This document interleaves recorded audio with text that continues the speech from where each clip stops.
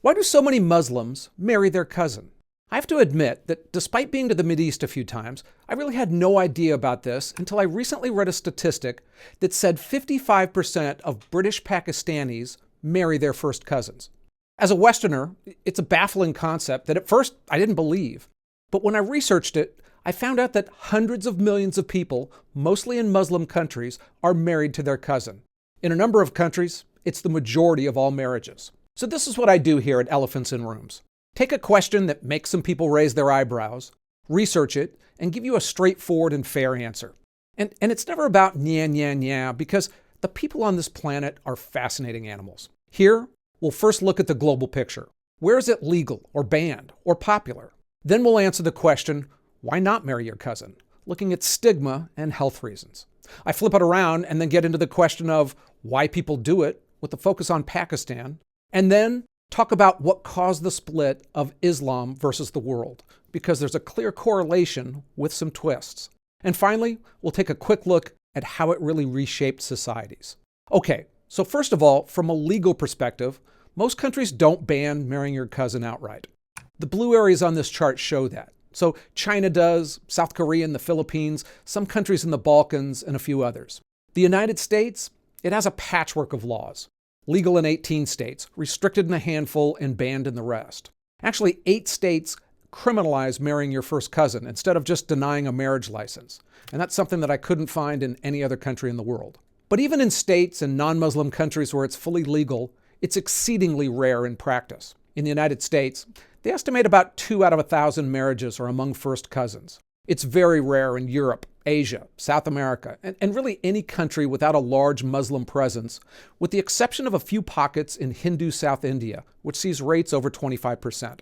So where is it popular? On a map, it's easy to see what they call the cousin marriage belt. It runs from Morocco through Pakistan, a nearly perfect overlap with Muslim-majority countries. Pakistan leads the bunch. About 2/3 of marriages are between blood relatives, usually first cousins. Across the Mideast and North Africa, 20 to 50% of all marriages involve cousins. The overall numbers are hard to pin down precisely, but there are at least 500 million people married to their first cousin. Closer to 1 billion when you include second cousins as well. But it's important to note that there's not a uniformity here, with some Muslim countries having substantially lower rates. Bangladesh is 90% Muslim, but cousin marriage rate sits at around 17%. Indonesia has the world's largest Muslim population, and their cousin marriage rates are about the same. Turkey, about 25% and falling. The rate of India's Muslims is 32%, which is many times higher than non-Muslim societies, but half the Pakistani rate, despite living right next door and sharing the same religion. You also see lower numbers among Muslims born in Western countries. For instance, British Pakistanis born in the UK see rates drop by over half when they grew up in that different culture. So, what's so bad about marrying your cousin? Let's take a look at the stigma and the health issues. But first, let's spend a moment on something that I think about constantly: how news gets reported. Now, I worked in newsrooms for 2 decades, and I watched it turn from kind of biased to, you gotta be kidding me. Today's sponsor, Ground News, is an antidote to that. They gather news coverage from over 50,000 sources and show you who's reporting on a story, how they're leaning, and just as critically, who's not reporting it at all. You can see funding, ownership, bias ratings, the whole picture. You can check it out at ground.news/elephants. The feature I rely on the most, they call it Blind Spot. It shows stories that are getting tons of coverage on one side of the political aisle and virtually none on the other. Here's a recent example. A convicted, repeat felon in Chicago was charged with assaulting a pregnant woman while he was out on the city's electronic monitoring program. 100% of the coverage of that story was on the right, with absolutely no left-leaning sources reporting it. On the other hand, a story about how British Prime Minister Starmer came out in support of Denmark while the Trump administration is talking about wanting to take over Greenland was mostly reported by left-leaning media. Just 17% of the coverage was on the right. This is the problem. If you're only consuming news from one side, you're not just missing context, you're sometimes missing entire stories. Ground News helps you break out of that bubble, and honestly, I check it out every day. I'm on the Vantage plan. If you want to try it out, use my links in the description, ground.news/elephants, and you'll get 40% off. Or just scan the QR code on your screen. Also, supporting sponsors like this keeps this channel going, so thanks. Okay, so now back to the dating game. Let's talk about those cultures where it's not common and look at the question, why not marry your cousin? There are health issues to discuss, but in the West, marrying your cousin just feels wrong. It's a weaker version of the taboo against incest, but the gut reaction is immediate for most people, even if they can't quite articulate why. Part of it is familiarity. Cousins are family, and family just isn't supposed to be romantic. Cousins show up at family reunions, Christmas dinners, backyard barbecues.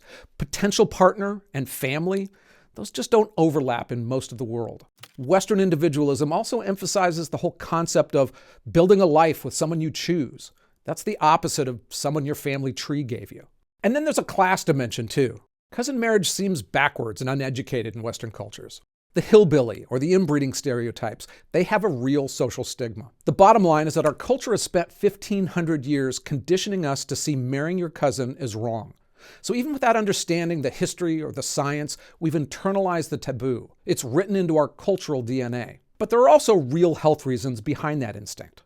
Birth defects double in first cousin marriages from roughly 2 to 3% to 4 to 6%. That means the vast majority of children are born healthy, but the ones who aren't, they're often severely damaged. And while single-generation cousin marriage carries a moderate risk, when it repeats across generations, the danger multiplies. If your parents were cousins and you marry your cousins, rare genetic diseases can jump 10 to 20 times higher than the general population. Recessive genes that might stay hidden for generations, they show themselves when the same limited gene pool keeps intermarrying. Infant mortality overall is higher, and there's a spike in conditions like congenital heart defects, neural tube defects, intellectual problems. The city of Bradford, England, shows the effect in stark numbers. British Pakistani children comprise 3% of births overall, but 30% of children born with genetic disorders. Again, most families are fine, but a minority, they can face devastating outcomes. So here's some context to think about because it gives this whole issue a little bit more nuance. Smoking during pregnancy. That shows a considerably higher correlation with birth defects than marrying your first cousin. Alcohol use, that's even worse. Now, those things carry a social stigma in most parts of society, but government surveys in the United States show almost 5% of expecting mothers smoked during their pregnancy, and 14% reported drinking, with a third of those reporting binge drinking. Or you can look at children born to women over the age of 40. They face similar risks, but nobody's talking about banning that. So the health reasons against having children with your cousin are real, but the reaction against the practice, it goes deeper than just health statistics. Okay, so now let's flip the question and look at the reasons why people do it. I mean, hundreds of millions of people don't marry their first cousin without rational reasons to do so. And what I discovered is that it's not really their religion leading them to it, but cultural factors that support their economic and social structures. And some of it offers advantages for brides and their husbands. I mentioned Pakistan's high rates, so let's focus on that as a case study. Its social structure is often described as intensive kinship. Families and extended clans make up the core of social life and support systems, especially in rural areas. Your relatives are your bankers, business partners, and safety net. Marrying within the family strengthens those ties, and a cousin marriage, it's not just seen as a union of two people, it's essentially a contract between two branches of the same family.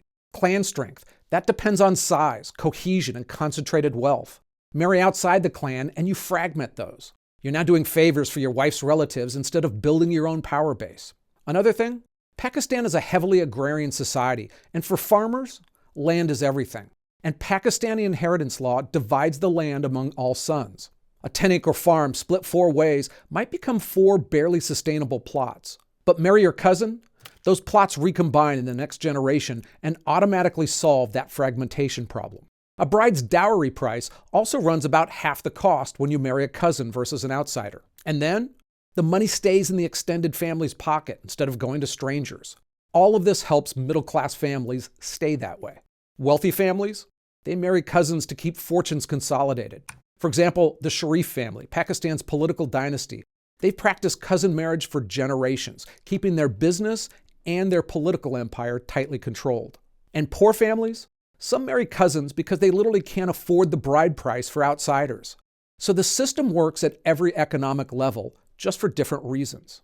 There are also a number of advantages that families say they see in cousin marriages, especially for their daughters. One is that it keeps the family closer together geographically. A young woman isn't marrying someone far away where you might only see her on holidays. She stays nearby. Another is familiarity. The couple and families know each other and share similar values. The concept of we know the boy and his family because they're our relatives, that's more comforting than bringing in a stranger where everything's unknown.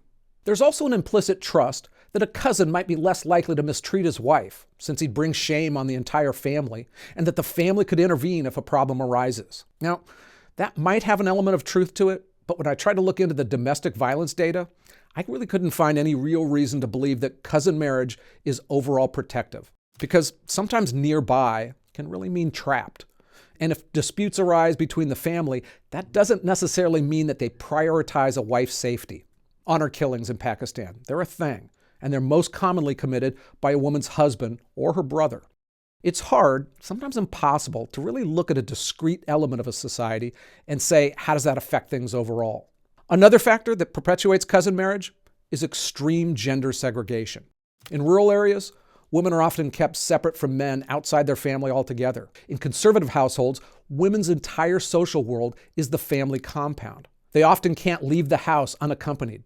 They don't attend mixed-gender schools or work outside the home. Their entire social network consists of relatives. So for some young people, relatives are literally the only opposite-sex people they've ever had a conversation with. You can't marry someone you've never met. And usually, parents control marriage decisions with a near total authority. The vast majority of Pakistani weddings, they're arranged by the family. Even love marriages are usually just family-approved choices between cousins who've developed affection over the years. A 2019 survey found that 82% of Pakistani women reported having no say in choosing their spouse. And the final major factor I'll mention is one that doesn't encourage cousin marriages per se, but it's a requirement for it to continue: a high fertility rate. You need lots of kids and you need lots of cousins. I mean, think about it. If you have 4 siblings who each have 4 kids, that's 16 first cousins for potential marriage partners. Compare that to countries with half the fertility rate of Pakistan, and the math works out to only 2 or 3 first cousins. Pakistani's population doubled from 1990 to 2020, so the cousin pool keeps expanding.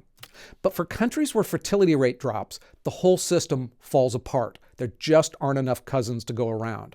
That, along with other social changes, explains why cousin marriage rates dropped in countries like Bangladesh and Turkey despite the same Islamic traditions. Turkey's fertility rate crashed from 4.5 children per woman in 1980 to 1.5 today. Bangladesh saw similar numbers. Aggressive campaigns there saw the rate of educated girls triple since 1990, and fertility rates dropped as they usually do when more women go to school. Economic development and urbanization also increased gender mixing and marriage markets beyond the family. The religion stayed the same, but the structures of their societies changed. Hey, this is a good time to mention, if I've made a real mistake here, yell at me in the comments. I'll address it in a pinned comment and the description box, where you can also find my script and my sources. Okay, so let's look at Islam versus the world and answer the core question: why is cousin marriage only common in one religion? The short answer: Islam didn't start the practice, but it didn't ban it either. Christianity did, and that choice reshaped much of the world. So marrying your cousin wasn't invented by any one culture or religion, and in the old days, it was everywhere. The Bible had Jacob marrying 2 of his cousins. Sarah was Abraham's half-sister, and if you're a strict creationist, Adam and Eve's kids didn't have many options for populating the planet. In ancient Egypt, nobility routinely married cousins as a safer alternative to sibling marriage. Even pharaohs recognized sibling marriage carried visible dangers to the health of children, but pharaohs often did it anyway to preserve their bloodlines. But the commoners didn't, and cousin marriage became a respectable version of that. Pre-Islamic Arabia made cousin marriage standard practice for centuries before Muhammad. Greek and Roman families did it. Jewish communities did so under Mosaic law. Then, in medieval times, the religion split, with Islam staying the same. The Quran explicitly permits cousin marriage when it lists who you can't marry: mothers, daughters, sisters, aunts, nieces. Cousins aren't mentioned, and in Islamic law, what's not forbidden is allowed. Essentially, silence equals permission. Muhammad himself took a cousin for one of his wives, and for 1,400 years, every major school of Islamic law has approved it, Sunni and Shia alike. So when something is allowed in Scripture and practiced by the Prophet, it's protected from reform. Some contemporary Islamic scholars, they raise health concerns, but they can't call it haram without contradicting clear religious text. But Christianity took a different path, and around 500 AD, the Catholic Church started restricting it. Pope Gelasius initially banned marriages to third cousins, And over years, the rules kept tightening. 500 years later, it reached sixth cousins, people who share great-great-great-great-great-grandparents, basically everyone in a medieval village. The church required a detailed genealogical investigation before any marriage, and you had to prove that you weren't related going back 6 generations. In a world where most people never traveled more than 20 miles from their home, that eliminated most potential spouses. As the Protestant Reformation came along, they didn't reverse this practice, and the restrictions survived the split. So why did the church do it? St. Augustine argued in the 5th century that marrying outside kin groups should bind social life more effectively. He noted cousin marriage wasn't forbidden by divine law, but that people shrank from it because it felt too close to incest. That natural human revulsion to incest, visible across every culture, extended in Christianity's thinking to cousins. Now, some historians, like Jack Goody, argue a darker theory, that the church was really motivated by money. Weakening lineages increased the odds that property would go to the church when families died without heirs. Now, it's easy in life to always say, you're doing that for self-serving reasons, but it's hard to figure out the truth sometimes. In this instance, there's really little evidence to really believe that medieval clergy were cynical schemers. But the policy did bring political and economic changes. Breaking kinship structures, it weakened power bases that rivaled the church authority. And by 1200, the church owned over a quarter of Europe's land that could be cultivated, much of it through these inheritance patterns. Still, the church eventually rolled the prohibition back, which could argue against a pure land grab, and by the 1200s, it settled on first cousins. Victorian England still had some instances of it in the upper classes, but by the 1900s, the practice was generally under 1% in Western countries. So what about non-Christian, non-Muslim countries? China's path on cousin marriage, it was a bit messy, with different dynasties having different rules. The practice never had religious protection, though, so when the Communist Party banned it in 1980, it was really just a public health decision. India's more complicated. It never passed a national ban, but rates sharply declined in urban areas where education, mobility, and falling birth rates, they did what laws didn't have to. The worldwide pattern? We see a combination of Western influence, modernization, and genetic awareness driving the decline. Christianity really led the way in medieval times, and most everyone else followed over the next 150 years. So Islam didn't change, Christianity and the rest of the world did. And that split created 2 fundamentally different social structures that we see today. So whether the church meant to or not, the ban changed how people lived. So let's take a look at how it reshaped societies. Primarily, it forced Europeans to build economic and social relationships outside of kinship networks. You couldn't keep a family business going for generations by marrying cousins. Instead, you had to create partnerships and contracts with non-relatives. That pushed the development of institutions like guilds and corporations, and banks that would lend to strangers. Middle Eastern societies, they kept their family-based trust networks. European marriage patterns created smaller nuclear families instead of large clans. So inheritance split across smaller family lines, not staying with the big extended families. Property had to be managed more actively. It couldn't just sit in a large family's hands for centuries. The social structures shifted from clan loyalty to individual achievement. And when you can't rely on a massive family network, you look outward. Professional associations, trade groups, political parties built on ideas, not bloodlines. By the 1800s, Western Europe had evolved into different economic structures. Now, obviously there were a lot of factors, but it's a deeper structural difference than most people realize. To some extent, Western individualism might not be a cultural value we chose, but what happens when you can't marry your cousins for 1,000 years. Guys, I had a blast researching this video, and I hope I was able to help you learn about a topic that too many people only approach with pointy fingers. If you liked it, you also may like this other video I produced. It's why groups of people change their names. And not only change them, but then consider it a serious insult to use the last one. For instance, how did the term Negro or colored people go from fine to don't say that? It's a fascinating look at language, group dynamics, and politics that I think you might find interesting. Thanks for watching. I hope it was worth your time and that you come back again.